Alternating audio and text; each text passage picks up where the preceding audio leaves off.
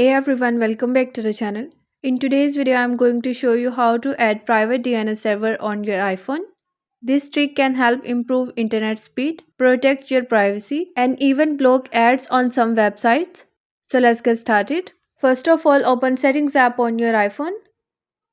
Now tap on Wi-Fi and make sure you are connected to a Wi-Fi network. Next, tap on the eye icon next to your connected Wi-Fi. Scroll down and tap on Configure DNS. By default, it says to automatic. Change it to manual. If you see any DNS server already added, just tap the minus icon and remove them.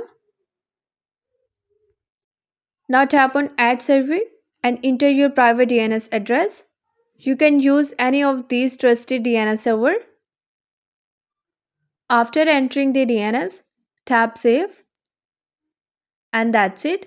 Your iPhone is now using a private DNS server. You may notice better browsing speed, improved security, and more privacy while using the internet.